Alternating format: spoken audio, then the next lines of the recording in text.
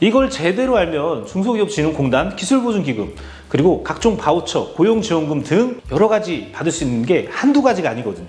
진짜 이거 말 그대로 무상지원 500에서 5천만 원 정도? 억 단위도 가능하거든요. 저금리 대출 2에서 3%대로 수억 원 받을 수 있어요. 제가 컨설팅을 맡으면 보통 20억, 25억 그냥 운영자금 만들어 드리고 시설자금 3, 40억, 50억 그냥 만들어 드리거든요. 연구소랑 벤처기업 인증은 그냥 필수. 그냥 수영장에 물안경 안 끼고 수영하는 거랑 똑같아. 맞아요. 그런데 대부분 이런 거 잘 모르고 지나가요. 뭐냐면 법인 전환하면 그냥 되는 거 아닌가요? 단순하게 묻는 분들 계신데 무작정 법인으로 바꾼다고 되는 게 아니고요. 업종 코드랑 구조를 어떻게 짜는지가 굉장히 중요해요. 혁신적으로 어떻게 해야 정책자금을 받을 수가 있고 어떻게 해야 청년자금을 받을 수도 있고요. 이 도소매로 등록하면 그냥 한계가 봉착이 된다. 지식산업센터를 샀어. 이거는 내가 사업용으로 쓸 때 좋은 거지 이거를 가지고 뭐 재테크한다? 요즘 시대에 안 맞아요. 분양받을 때는 이걸 사면 시간 지나면 지가 상승이 오른다, 뭐가 된다, 엄청나게 입지가 좋다, 뭐가 아니야, 없어. 그냥 내가 사업용으로 사용할 때만 괜찮은 거예요. 지식산업센터는. 그거 외에 다른 거 가치 있는 걸 사야 돼요. 부동산은 가치 있는 물건지를 사야 돼.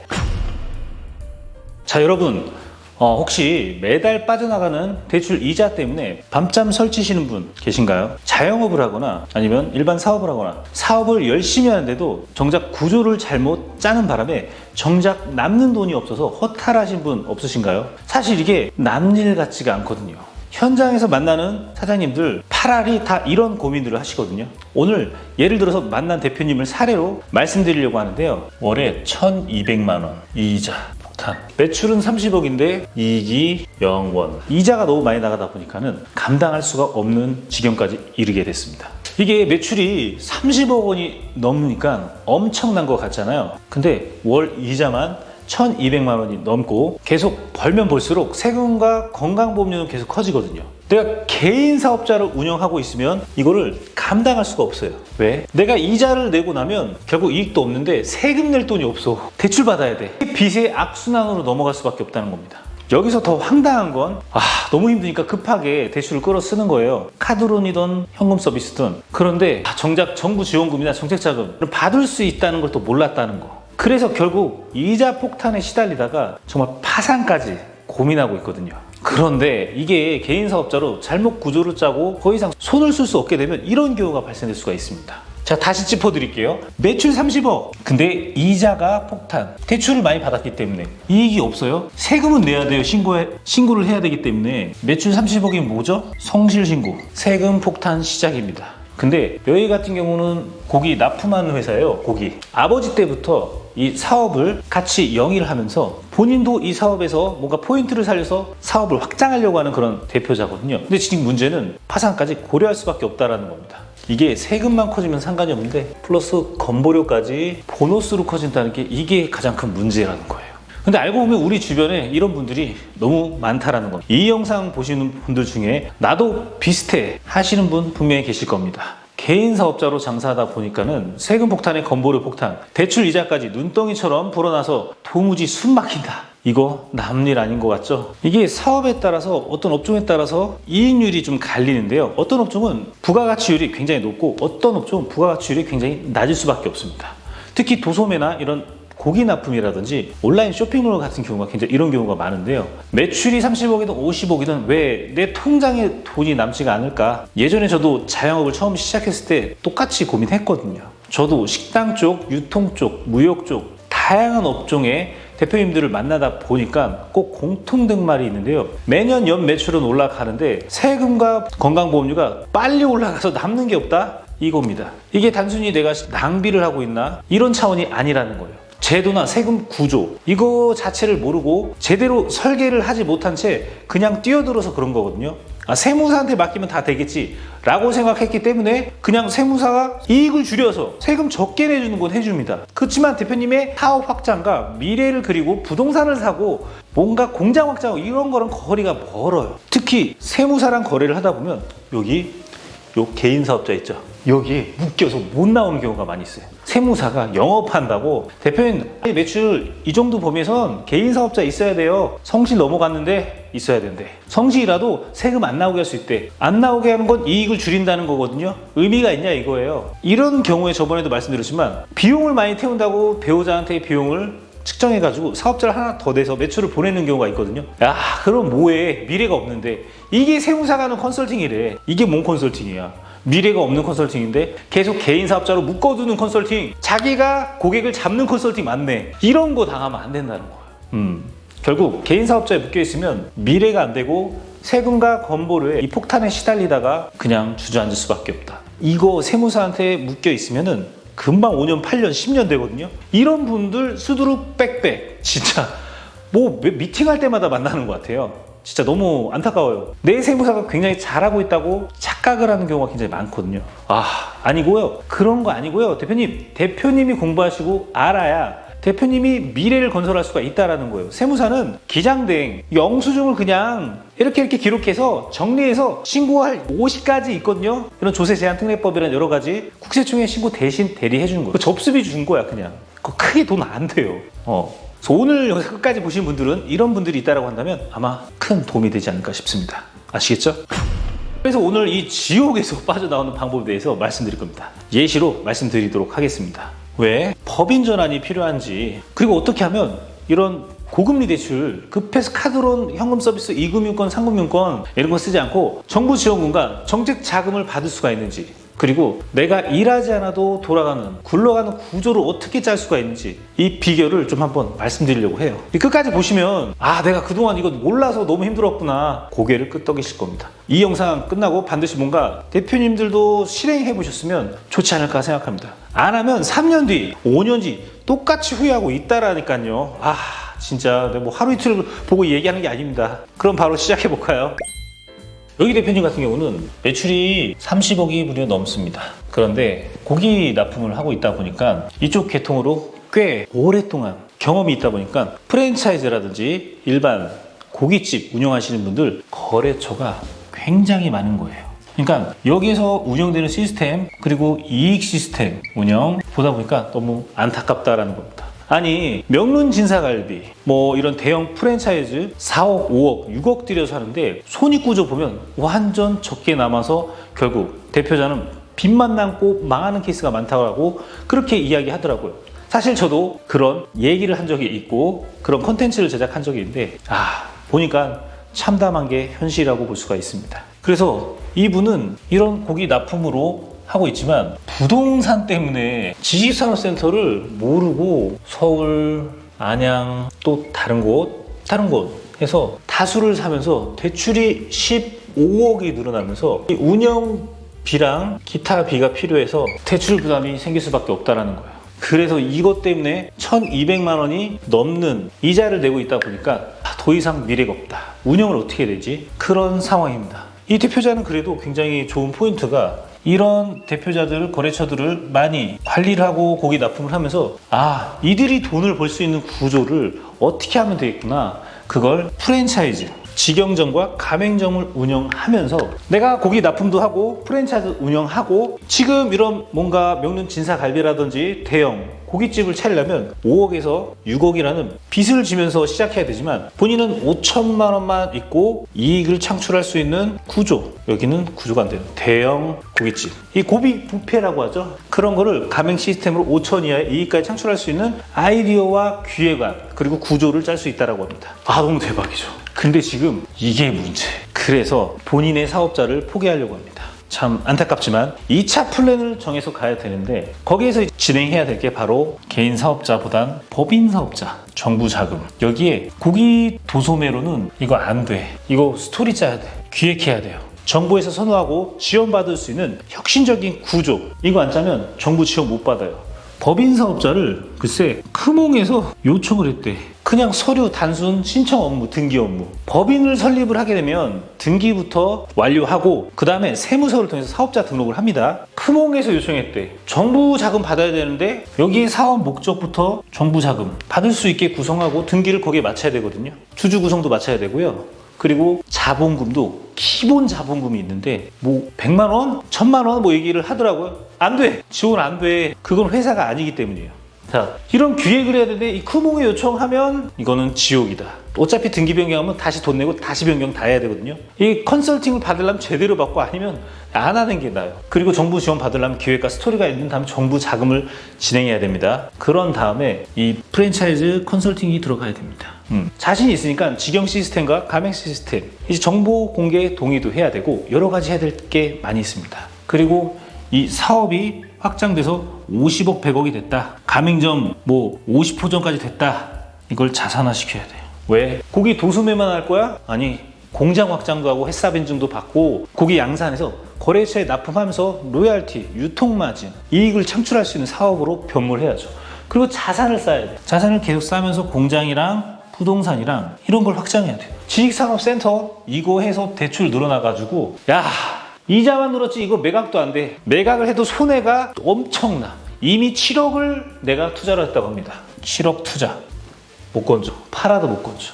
그래서 어쩔 수 없는 선택을 할 수밖에 없는 그런 상황입니다. 2차 플랜으로 진행할 때 이런 스토리를 짜서 사업화를 가는 그림을 짜야 되는데 여기서 하나하나씩 풀면서 진행을 해야 된다는 이야기입니다. 이분 굉장히 힘들 겁니다.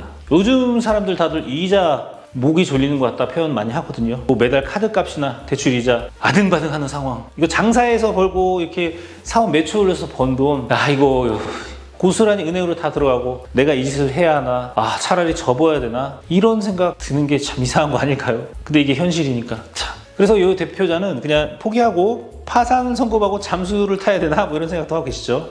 하지만 방법이라는 게 있다라는 겁니다. 자, 이런 사업자 구성을 하고 구조를 짠 다음에 이런 세금 절세라든지 그리고 지원금이라든지 정책 자금 활용 사업 확장을 하는 프랜차이즈 사업 확장하는 이런 구성을 짜야 된다. 이게 포인트거든요. 안 그러면 건보료만 엄청나게 내고 세금만 엄청 내요. 근데 대출 이자까지 갚아야 돼. 야, 어떻게 이거 내가 부자가 될 수가 있나. 부동산에 대인 건 알아요. 왜? 지식산업센터를 샀어. 이거는 내가 사업용으로 쓸 때 좋은 거지 이거를 가지고 뭐 재테크한다? 요즘 시대에 안 맞아요. 분양받을 때는 이걸 사면 시간 지나면 지가 상승이 오른다, 뭐가 된다, 엄청나게 입지가 좋다, 뭐가 아니야, 없어. 그냥 내가 사업용으로 사용할 때만 괜찮은 거예요. 지식산업센터는. 그거 외에 다른 거 가치 있는 걸 사야 돼요. 부동산은 가치 있는 물건지를 사야 돼. 여기서 이런 구조를 만들고 자산을 형성하면서 공장이나 사업 확장을 하면서 물류 창고라든지 이런 걸 늘려가면서 진짜 돈이 되면 그때 법인으로 큰 부동산을 매입하는 100억, 200억 부동산을 매입해서 거기에 또 컨설팅이 들어가야 돼. 그냥 하면 안 돼. 요즘에는 건물 100억, 200억 매입해도 임차인이 안 맞춰져 있거나 임차인이 있어도 나가면 끝나. 이거 3, 40억 그냥 날리게 돼요. 이런 기획형 사기가 굉장히 많기 때문에 내가 기획을 하고 들어가야 돼요. 부동산도 200억, 300억을 샀어요. 저희가 컨설팅 한 사례인데요. 여기에 임차를 다 맞춥니다.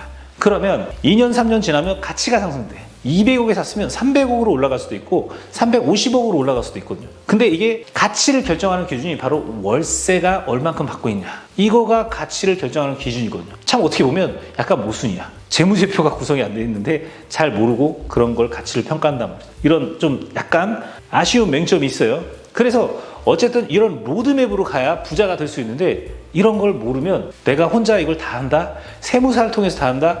미래를 그냥 그려보겠다? 미래는 그릴 수 없다 라는 겁니다. 자, 난장판이죠. 지금 얘기만 들어도. 하지만 구조와 플랜 짜고 단계별 트랙 짜고 시스템을 장착하면 성공할 수 있다는 겁니다.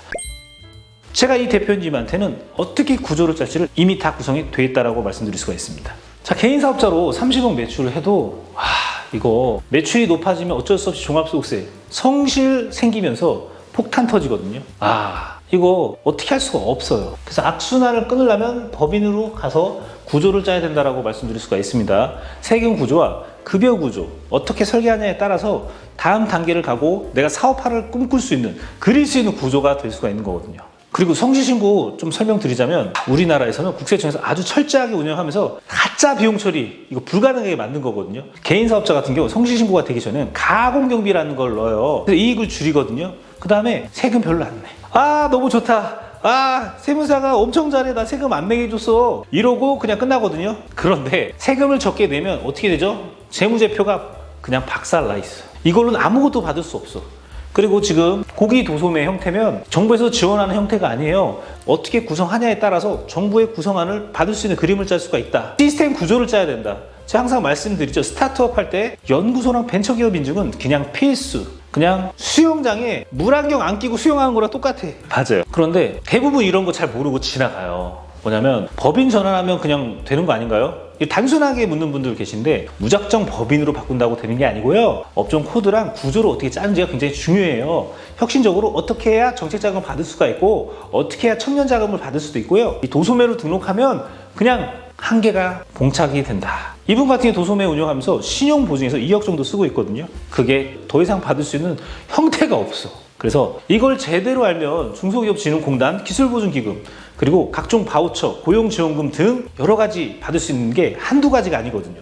진짜 이거 말 그대로 무상지원 500에서 5천만 원 정도 억 단위도 가능하거든요. 저금리 대출 2에서 3%대로 수억 원 받을 수 있어요. 제가 컨설팅 한번 맡으면 보통 20억, 25억 그냥 운영자금 만들어 드리고 시설자금 3, 40억, 50억 그냥 만들어 드리거든요. 단 시간이 필요해요. 사후 관리, 구조를 짜야 되거든요. 이거 모르면 아무 의미가 없어요. 그래서 이런 정부 지원이나 이런 정부 정책 자금이라든지 세금 절세 프로그램, 고용지원금, 바우처 지원금 이거 어떻게 활용할 수가 있을까? 간단합니다. 내 사업에 혁신적인 업종으로 플랫폼 컨설팅 R&D 설계하면 되는데 실력이 있어야 돼요. 단순한 고기 유통을 넘어서 프랜차이즈 컨설팅 너무 좋다. 이런 플랫폼, 여러 가지 자동화 솔루션이라든지 이런 온, 오프라인 이런 스펙을 붙이면서 진행할 계획입니다. 이거 들으시면서 너무 어렵다 하실 수 있는데 사실 이미 이렇게 해서 성공한 사례가 굉장히 많거든요. 제가 이거 성공한 사례도 좀 공유해 드릴게요. 자, 이 개인 사업자 고질적인 문제, 매출이 오르면 종합소득세 건보료가 폭탄이 터진다. 법인보다 굉장히 불리할 수밖에 없다. 절세가 없기 때문에 내가 사업 확장하는 돈을 모을 수가 없다. 소득이 그대로 노출되기 때문에 성실신고에서는 더 이상 답이 없다. 그리고 유통마진, 이거 도소매 같은 경우 10% 이하이기 때문에 한계가 발생될 수밖에 없다. 연매출 30억이면 뭐하냐? 실제 남는 건 3천만 원도 안 될 수가 있는데 사실 그건 아니에요. 네, 3억 정도 남을 수 있어요. 근데 신고는 그렇게 하지 않고 있죠. 근데 원자재 가격이 변동되고 경쟁사가 막 생기면 어려워질 수 있어요. 이런 온라인 사업. 그리고 여기 같은 경우는 야 이거 지식산업센터 매입할 때까지만 해도 원래 금리가 1%였는데 7%까지 뛰면서 이자가 1,200만 원이에요. 야 처음에 살 때 그랬는데 바뀌었어. 금리가 높아지면서. 답이 없는 거야. 그러니까. 근데 문제는 임차인을 맞춰도 이자가 세서 어떻게 방법이 없어. 자, 건물이나 공장을 사도 임차인이 없으면 공실 위험이 있기 때문에 그리고 가치가 없는 건물을 사면 안 됩니다. 사업용으로는 지식산업센터 해도 되지만 일반적으로 매입하시면 큰일 나요. 아시겠죠? 그래서 여기 같은 경우는 어쨌든 법인 사업자, 혁신적인 업종으로 등록하고 주식회사 그냥 만드는 게 아니라 구조를 짜야 돼요. 사업 목적을 다양하게 넣고 R&D 혁신 업종으로 인정받을 수 있도록 구조를 짜야 됩니다. 그리고 이제 음식점, 도소매, 수입육 판매 이걸로는 한계가 있어요. 그래서 프랜차이즈, 외식 컨설팅, 그리고 푸드테크 R&D라든지 온라인 플랫폼 운영을 하면서 사업화를 갈 수 있는 그림을 짜야 됩니다. 중소기업진흥공단 기술보증기금에서 와 이거 단순한 음식점이 아니구나 라고 짜야 시각이 달라지는 거거든요. 도소매를 바로 프랜차이즈 R&D 그런 사업자로 구성을 해야 된다는 거예요. 그리고 이제 만 39세 이하의 여성이나 남성이라고 한다면 더 큰 가점이 따라오고 혜택이 있을 수가 있어요. 실제로 제가 만난 대표자의 이 측근은 86년생인데 여성 대표가 계신데 아직 만 39세가 아닌 거. 그러면 이분은 굉장히 큰 혜택이 있습니다. 예를 들어서 이런 고기 납품을 나라장터나 입찰, 조달 쪽으로 진행하게 된다면 벤처 기업 인증을 받고 벤처나라 이런 걸로 해서 판매를 하기 시작해서 수의 계약이 된다고 한다면 원래는 2천만 원밖에 한 업체당 인가를 받을 수가 없지만 5천만 원이나 받을 수 엄청 대박인 거거든요. 그래서 이게 지원 사업이나 여성기업 인증을 받아서 이런 테크를 같이 탈 수 있는 그림을 짜는 혁신적인 구조를 맞춰야 됩니다.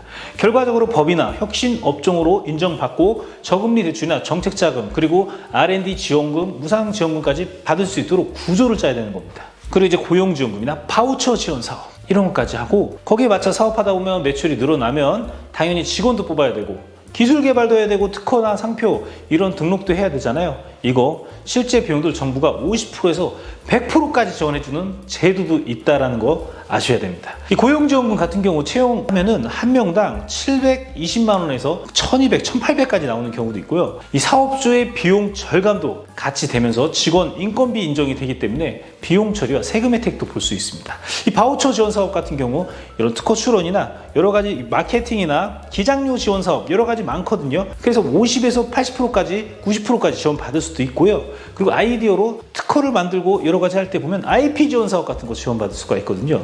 그리고 R&D나 이런 희망 리턴 패키지 신사업 창업 사관학교라든지 강한 소상공인 로컬 크리에이터라든지 이런 걸로 무상 지원 받으면 5천에서 1억까지도 나올 수도 있다라는 거예요. 그러면 정책 자금도 연계해서 또 받을 수가 있습니다. 이런 걸 모르면 대표님 혼자 월급 주고 특허 비용 내고 세금 내면서 허덕이다가 정부 지원해주고 싶어도 사업주들 구성이 안 됐으면 신청하고 싶어도 못 하거든요. 이 대표자가 아까 전에 말씀하시는 그런 포인트, 프랜차이즈 사업 이것만 하고 유통만 하다 보면 경쟁 업체가 굉장히 많아지고 조금 싸게 팔면 금방 거래처 뺏기고 그러는 거거든요. 하지만 이 프랜차이즈 컨설팅 접목해서 R&D까지 접목시키면 이야기가 달라진다는 거예요. 예를 들어서 초기 투자가 아까 5천만 원밖에 안 돼요. 고깃집 창업할 수 있는 시스템을 만들어준다? 이거 정말 대단한 거죠. 그러면 5억에서 6억이나 드는 명륜 진사갈비 같은 굉장히 부담스러운 사업 쪽 이익률이 굉장히 낮은 고기 뷔페 같은 게 아니더라도 이익 구조를 짤 수 있는 걸 짤 수 있다?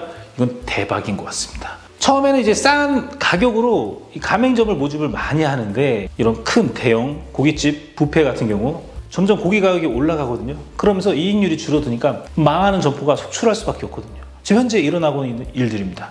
그래서 저비용 창업과 원가 안정화 그리고 본사 컨설팅이 들어가면 점주와 본사도 상생할 수 있는 그런 사업화 구조를 가면서 혁신 구조를 맞추면 된다. 자, 이제 왜 법인으로 전환을 해야 되는지, 정부 지원금을 이렇게 받을 수 있는지, 이런 프랜차이즈 컨설팅이라든지 사업계획서, 재무제표 이런 대면 면접이나 여러 가지 중요한 게 인증이라든지 왜 그런지 아시겠죠? 저희가 컨설팅한 사례로 대표적으로 얘기 하나 말씀드릴게요. 개인 사업자 소규모 카페 운영하시는 분인데 월 매출 2천만 원 수준, 고양이 카페, 반려동물 이런 거 키우는 그런 카페인데 이런 걸로 뭘 지원받을 수 있겠어요? 지원받을 수 없죠. 하지만 청년 창업자금 2억에 바우처 지원 사업으로도 벌써 3천에서 5천만 원 지원받은 그런 사업자 대표자인데요. 이 같은 경우는 어떻게 이뤄냈나? 반려동물 카페, 온라인 굿즈 판매 플랫폼 법인을 설립하면서 시작되면서 바로 지원받을 수가 있었던 겁니다. 무슨 말인지 모르겠죠. 여러분 진짜 음식점이나 카페, 가구점, 인테리어, 소매점 이런 거 업종 같은 거 몰라서 못 받는 경우 굉장히 많거든요. 이런 거 조정과 구도 그리고 스토리랑 여러 가지 기획, 증명, 플랫폼 제작, 여러 가지 어플 개발 이런 거를 저희는 직접 하고 진행을 하거든요. 그러니까 이 사업은 미래적인 가치가 있다 라고 판단하고 지원받을 수가 있다는 겁니다. 저희가 이걸 150건에서 200건 이상 1년에 하고 있다 보니 너무 사례가 많아서 너무 구조를 잘 알고 있습니다. 이 사업계획서부터 시작해서 어떻게 논리 있게 증명해야 되는지, 이게 제가 이제 이런 사례들을 좀 말씀드리는 게 제가 자랑하려고 말씀드리는 게 아니라 직접 경험해 보니까 이게 루트와 패턴이 있어요. 이런 걸 기획하고 정해야 효과가 있다는 거예요. 법인을 설립할 때부터 필요한 서류나 발표, 면접, 실사, 정보 지원 대응이라든지 사실 혼자서 다 준비하기가 어렵거든요. 그래서 저희같이 컨설팅 회사가 있으면 기획안, 사업계획서, 재무제표 풀 패키지로 같이 준비를 해드리는 거거든요. 복잡하고 어려우니까 이런 게 필요한 겁니다. 사업 성공하려면 어쩔 수가 없어요. 모든 걸 다 해낼 수는 없거든요. 그래서 승인율도 훨씬 높아지고 사업도 잘 되고, 근데 저희 거래처들도 막상 이렇게 해보니까 되네? 하고 깜짝 놀라시는 분들 정말 많거든요. 실제로 한식집 사장님이 내가 무슨 연구개발이야 이랬는데 저희가 기획하고 바로 됐거든요. 이렇듯 여기서 제가 한마디 말씀드리자면 돈은 흘러가는 게 아니라 방향을 내가 잡고 바꾸는 겁니다. 이 말은 무슨 말이냐면요, 내가 아무리 돈을 벌어도 제대로 된 구조가 없으면 다 새어나간다는 의미입니다. 돈이 나를 위해 일하는 시스템을 만들어야지 내가 잠잘 때도 돈이 들어온다는 거예요. 일하지 않아도 돌아가는 그런 시스템, 일해서 돈 버는 구조만 가잖아요. 폭탄 세금, 이런 폭탄 건강보험료 남는 게 없습니다. 그래서 이 자산이 돈 버는 구조로 가게끔 대표님들은 기획하셔야 돼요. 언젠가 내가 일해도 월세나 배당 혹시 이런 수익 같이 얻으시면서 가야지, 언제까지 내가 일을 해서 돈 버는 거는 한계가 있다는 거예요. 자, 요즘 같은 세상에 사업만 믿고 달려가다 언젠가 한 번은 꼬꾸라질 수가 있거든요. 그래서 항상 내가 준비하는 퇴직금이나 연금, 부동산, 이 자산을 해놔야지만 일이 안 될 때도 버틸 수가 있습니다. 제가 많이 하는 시나리오가 어떤 거냐면요. 법인 설립 후에 돈이 모이고 사업화가 되고 부동산이나 사옥, 상가, 공장을 저희가 저금리 정책자금 활용해가지고 매입을 하면서 거기에 월세나 임대 수익이나 법인세를 전략하면서 돈을 굴릴 수 있는 구조를 만들거든요. 나중에 대표님들이 퇴직금 한 번에 돈을 가져오는 구조도 저희가 짜드리고 상속 증여까지 준비하거든요. 이렇게 열심히 일했는데 10년 뒤에 빈손이라면 너무 슬프지 않을까요? 그러니까 자산가 연금, 퇴직금까지 준비해야 된다라는 이야기입니다. 혹시 지금 사업 오래 하셨는데 부동산 투자 실패하셔서 힘들거나 월말에 이자 압박에 고통스러우시다. 나는 무능력해서 안 되나 자책하지 마시고요. 이런 제도와 시스템을 몰랐을 뿐이고 이거는 잘못이 아니라는 겁니다. 지금부터라도 제가 말씀드린 구조로 변경해서 도전해 보시면 어떠실까 싶습니다. 처음에 막막하지만 한번 문을 열면 생각보다 많은 길이 열려 있습니다. 우리 모두 더 나은 미래를 위해서 절대 포기하지 말고 늦지 않았습니다. 그래서 여기 대표자 같은 경우는 보면 대표이사 임원 구성을 좀 정해야 돼요. 그리고 사업 목적과 자본금을 설정을 해야 되고 벤처와 특허 기획을 해야 됩니다.